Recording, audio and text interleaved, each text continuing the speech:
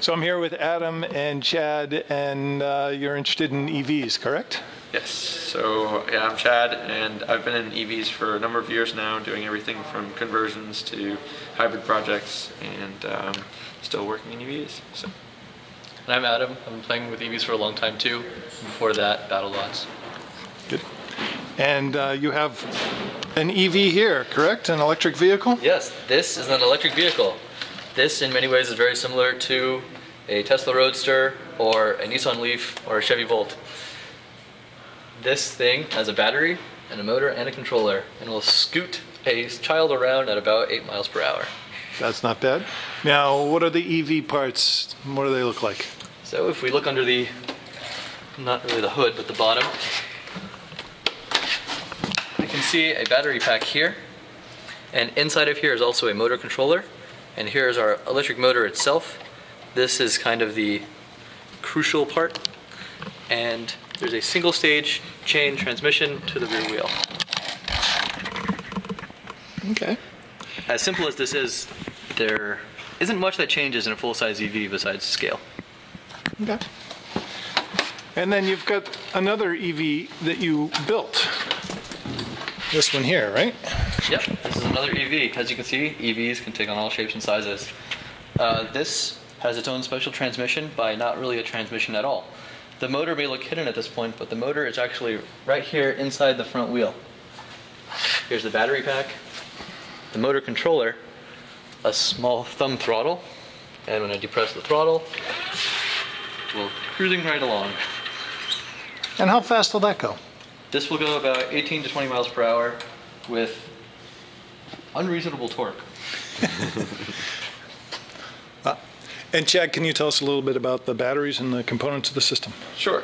So the next thing we're looking at here is lead acid batteries, and these are commonly found in a golf cart. Usually they're heavy. They're very, very heavy. These are old school technology. They're not the lithium ion that everyone talks about today. And usually you see one or two of these in a golf cart.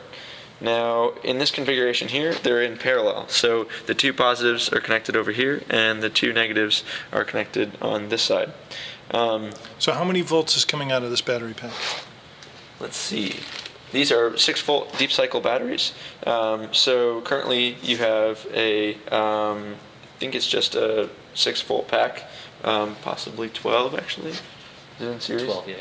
It's 12 actually, so it's paralleled up. These two are in parallel and actually in series. Okay. So.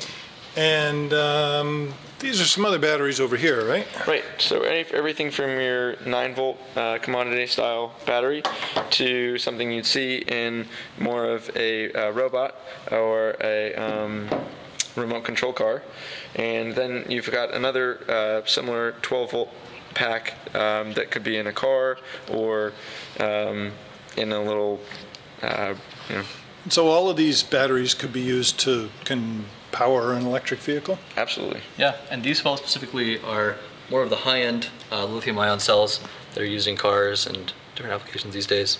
A123 is a popular company that is having some tough times right now, but the cells are great. Okay. And what are these? So these are controllers, and what you need to do between your battery and your motor, you can connect them straight up. If you wanted to just turn it on. However, that's not very good just because it's an on and off switch. It would be really great if you wanted to just go one speed and really fast all the time. However, most of us like to drive with different speeds. It's a little safer that way. Everything from your 10 mile per hour up to your 60 mile per hour. Right. And the different sizes of these controllers is based on the vehicle that they'd go into. Yeah, so something like this is more of a motorcycle size, this is a scooter size, and this is a truck, car, van size controller. And it's pretty linear with power. And so for this big truck style controller, 2 of these leads would go to the battery pack, and then 3 would go to a 3-phase AC induction motor. Similar to this one, with these 3 phases coming off. Okay. So that brings us to the last component of an electric vehicle, which is the motor. So once you have the battery connected to the controller controls how fast you want the battery to spin and how much power is going to the motor. Then you have the motor that actually propels the vehicle. And that occasionally can go through a small transmission, but most electric motors can change the speeds based on pulse width modulation control. So you through actually the motor controller, you change the speed rather than through a gearbox. Absolutely. This is just a fixed gearbox here, I think, right? Right. One speed. And there's various sizes of all the components, as we've already talked about through the batteries and controllers. But now you also have really small motors like this, all the way up through high-power motorcycles, and even bigger motorcycle to small car and full car. So. Very good. All right. Well, thank you very much, Chad and Adam. You're welcome. Thank you. Yeah.